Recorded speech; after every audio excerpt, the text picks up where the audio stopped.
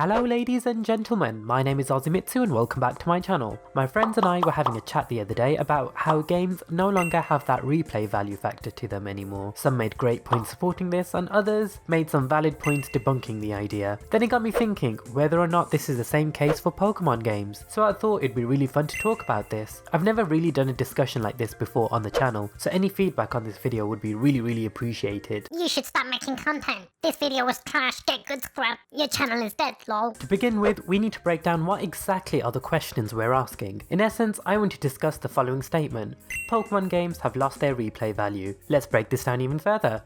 What do we mean by replay value? And does this mean replaying the main story, playing the post game to rack up hours by playing the game more and more, or replaying in terms of finishing everything there is possibly left to do and then doing extra tasks, if you will, such as collecting all the TMs, breeding a competitive team, or grinding for battle points to purchase certain items. Each of these could mean different things to different kinds of Pokemon players. In light of this, I will use each subsection as part of my criteria in analysing to what extent each generation has what we regard as replay value. Just a disclaimer though, a lot of what I'm going to be saying is heavily opinion based with a mix of opinions from other Pokemon players, so just because I've made a particular point about each generation, it doesn't make it factual. In fact, the question in itself requires a lot of qualitative thought, which opens up a whole can of worms in terms of the reliability of what I'm saying. So don't hesitate to drop a comment down below stating your view. Also, just a final note, I'll only be talking about the main series games, just to avoid complicating the question any further.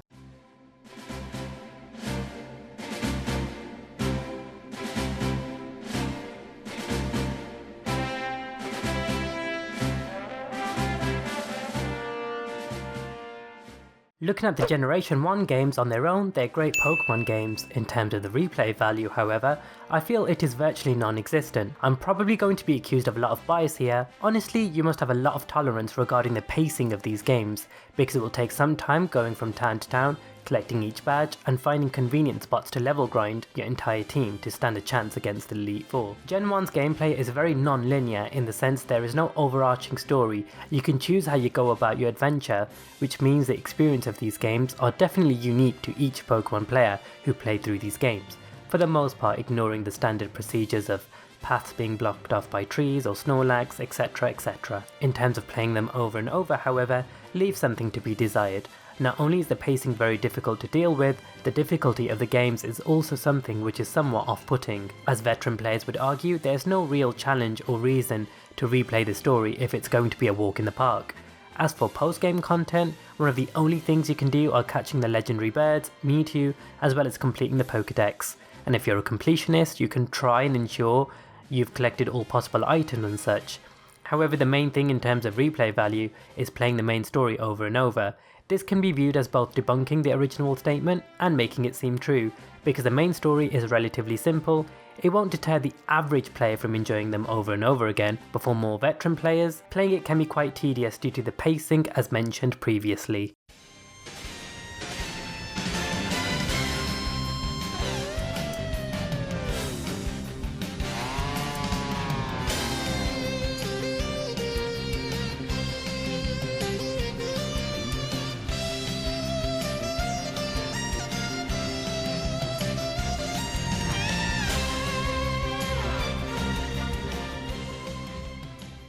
Moving on to Generation 2, where we were introduced to Pokemon Gold, Silver and Crystal. For the most part, I have similar things to say to it as I did for the Kanto games. You need some tolerance for the pacing, as well as this, you can't necessarily choose how you go about your journey, since this time the gameplay is a lot more linear. There wouldn't really be any need to replay the main story a great deal, since upon completion, you have a second region to explore. The Johto games delve a lot into tradition. You're informed throughout your journey about the legendary tales regarding certain areas and Pokemon, which motivates you to play on and discover it for yourself. It makes the world feel real, historic and full of mystery, not so congested and overtly urbanized. Exploring unfamiliar territories was definitely a key selling point for these games, and a lot of veteran players I personally know have argued this was a Pokemon that they have grown to love, so replaying this section of the game was a very easy decision to make. Not to mention, with the introduction of shiny Pokemon and breeding, it entices players to continue playing the games upon completion which would definitely rack up the number of total hours played on these games. So overall, I have to say I have mixed feelings on whether or not these games entice players to replay the main story over and over again, as it's definitely enjoyable to do so, but with so many things to do upon becoming the champion, it may deter the average Pokemon player in doing so. Furthermore, grinding before the Elite Four and certain gym trainers like Claire, it's so painful. Early game, Bugsy's Scyther and your rival have a level 17 Scyther and level 20 Pokemon in general, respectively. The most experience you can grind to face them? From fainting level 7 Metapod and Kakuna in the Ilex Forest. This requires a lot of patience, as Kakuna and Metapod don't give much experience at all. In reference to Claire, she has level 40 plus Pokemon, and the best place to grind before facing her would be by fainting level 27 Skarmory. Painful.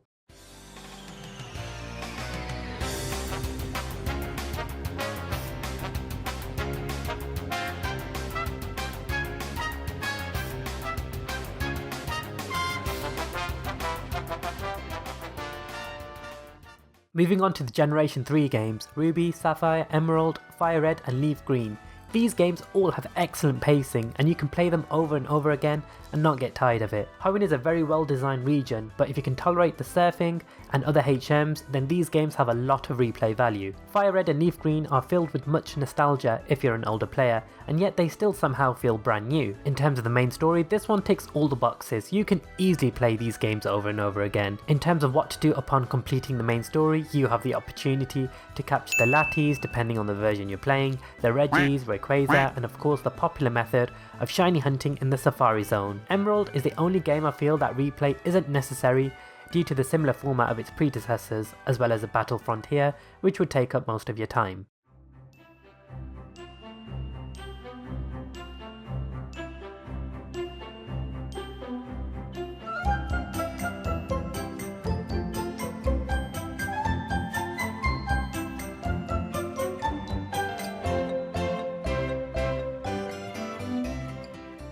Moving on to Generation 4 with Diamond, Pearl, Platinum, and Heart Gold and Soul Silver. I feel I'm not the best person to talk about the replay factor of these games due to not even having finished my first playthrough of Pokemon Platinum. I'm still hunting for that shiny Giratina, however I will say I have thoroughly enjoyed what I have played so far. From what I've gathered, Diamond and Pearl have terrible pacing, and it feels like such a struggle to get from city to city. Not to mention that Sinnoh as a region is not very well designed, as well as Mount Coronet being a complete pain to go through again and again. Platinum did fix some of the issues its predecessors had in terms of pacing and gave some tweaks to the region and added the Battle Frontier, which would entice players to not necessarily play through the main story, but definitely stick around for the post-game content. Similarly with Gen 2, their remakes again, I'm not the best person to talk about this, as I've never touched the Generation 2 remakes. However, in terms of replaying the main story, I've had mixed reviews. On the one hand, the main story content was enjoyable, according to most, and for nostalgic veteran players, it was very enticing to play over and over again. Equally, so much additional content had been included, such as a Safari Zone and a Battle Frontier to keep players interested. Overall, I'd say it's the aspects of what you can do once you've completed the main story that will allow any time to be racked up on these games, as the main stories are far too painful to play over and over again, especially when you look at how bloody slow that HP bar goes down in battle. However, in the Generation 2 remakes, they did improve on this.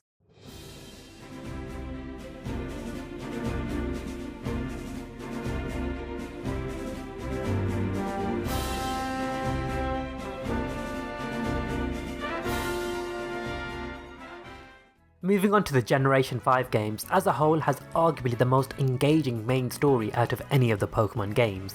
In terms of the popular view, arguably one of the best Pokemon games, again for the main story. Black and White somewhat takes the best elements of each generation into one when considering the replay value as a Pokemon game on its own. The main story is engaging enough to want to play them over and over again. Like previous Pokemon games, Black and White both follow a linear storyline. The main events occur in a fixed order. In addition to the standard gameplay, the player will also have to defeat the game's main antagonist force, Team Plasma, a Knights Templar-esque group who claim that Pokemon are oppressed by humanity and seek to liberate them from their trainers. Team Plasma is led by N, a young man who was brought up alongside Pokemon and sees them as friends rather than tools for sport. Already we can see a complete transformation of the franchise while still retaining some of the key elements that make Pokemon, Pokemon. which would entice both newer and more veteran players to pose a keen interest in these games. Grinding in the game is a total piece of cake due to encountering Ordino on most routes in shaking patches of grass. Unlike previous games where level grinding would be such a chore, it would deter players from playing the games more than once. I'm personally easily put off from replaying games if it feels like a chore to level grind at a decent level before progressing any further. I feel Black and White concocted the perfect games for anyone who enjoys playing Pokemon games more than once. But if that doesn't entice players, there's plenty of post-game content too, such as helping Looker find the 6 stages, capturing a host of legendaries such as Kyurem, the Genies, battling Cynthia in Undella Town, collecting all the musical items if that's what you're into, and much more. Black 2 and White 2 follow the same format, taking place 2 years after its predecessors, although has a linear storyline, is easily something that oozes in replay value for pretty much the same reasons as mentioned earlier. Grinding isn't too strenuous and there is plenty to do once you're done if you fancy retaining the hours accumulated upon completion of the main story. The only thing pessimistic I can say about Black and White in particular is the restriction of the Pokemon from previous generations not being available, which could be a factor that deters people from playing the games too much, as having a lot of variation in your in-game teams is vital for enjoying the challenge of playing through the main story more than once. Otherwise it just feels like a copy-paste job of your previous journeys, which somewhat defeats the object of wanting to replay the game in the first place.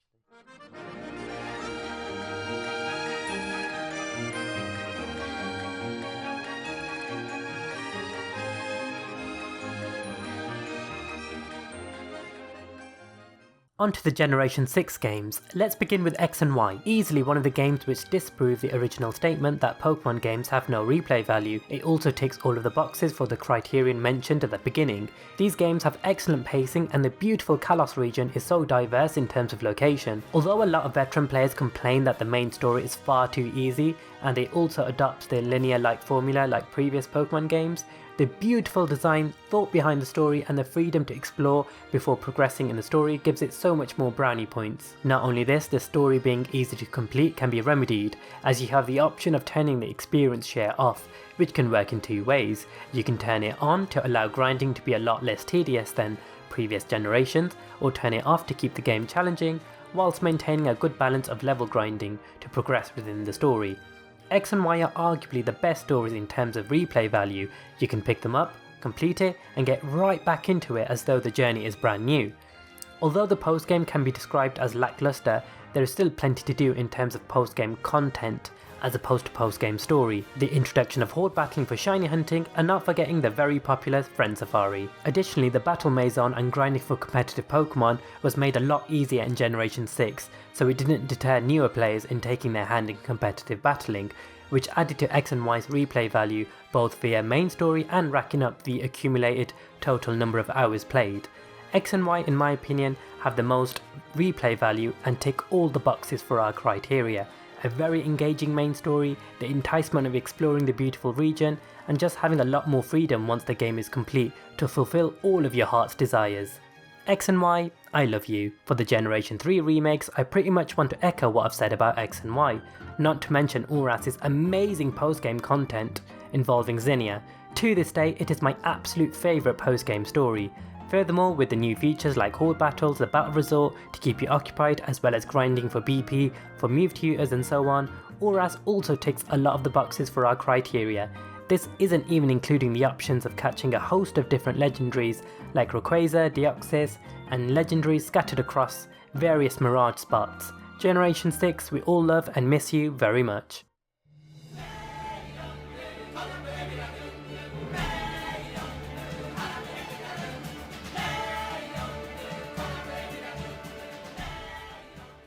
Moving on to Generation 7. With Sun and Moon, whilst I believe these games are very immersive, have an excellent story and great characters, the pacing is absolutely awful due to one reason and one reason alone: the painful cutscenes you have to endure, especially at the beginning, which is the main reason why many are deterred from playing the main story more than once. It really is a shame, because if I felt there was that balance between the engaging main story whilst keeping it convenient to play and feeling less like a chore, I would have said these games had arguably more replay value than the Generation 6 games. Unfortunately, upon completing the games, whilst there was post-game content, the battle tree to grind for BP, the games felt very stale after completing the main story. The Pokédex was arguably one of the easiest Pokédex to complete in any single Pokemon game, and other than online battles with friends, there was no real motivation to play these games all too much, even more so prior to the release of Pokebank. However, our praise had been answered with Ultra Sun and Ultra Moon with an even better main story. Generation 7 really gives Generation 5 a run for its money with how plot heavy these games were. Whilst the cutscenes were still a pain, I felt they were watered down compared to what we had in Sun and Moon, especially prior to picking our starters. This game really outclassed its predecessor mainly with what was left to do. As well as a Rainbow Rocket episode, BP felt like less of a chore to accumulate with the amazing Mantine Surf feature and the opportunity to shiny hunt in the wormhole, even more so for legendaries. Some Pokemon that were previously shiny locked like Xerneas and Eviltile really gave shiny hunters an opportunity to go for these beauties. So as a whole, I feel these games excelled with enticing players to rack up those total played hours, but the replay value for the main story were arguably one of the most difficult. Like I said, primarily due to the unbearable cutscenes. So after looking at each generation, what do I think? Well, no, I don't think Pokemon games have lost any replay value. I know this appears like the diplomatic answer, but no one experience of a Pokemon game is the same. We all have our ways of enjoying these games, and I feel like Game Freak are really giving it their all to continue to provide us with fantastic games. We have the option to do as we please once the main story is completed, and keep ourselves occupied with different things, even more so in generations 6 and 7 than previous generations. As a whole, I would say the Generation 6 games had the best replay value in terms of replaying the games again, due to the excellent pacing, having somewhat more of a control with the difficulty when referring to the experience share, and still staying true to the Pokemon formula, whilst Generation 7, more so Ultra Sun and Ultra Moon, succeed where other gens may have fallen short with the post-game content, such as the Rainbow Rocket episode and the plethora of side quests, opportunities to catch so many legendaries in the wormholes, and actually has made it the easiest it has ever been to EV train, breed for competitive Pokemon, because you get gifted choice items by NPCs as well as the power items, all being obtained just by doing little things like exploring, as well as the destiny not literally being handed over to you. Seriously, it's the little things that make such a massive difference. But what do you guys think? Do you agree with the statement or disagree? Be sure to let me know by dropping a comment down below, and I'd love to hear all of them. And if you enjoyed today's video, please leave it a big thumbs up, as that really does help me out, as well as subscribing to my channel to become an Aussie What today. And with all of that being said, I'll see you guys very soon.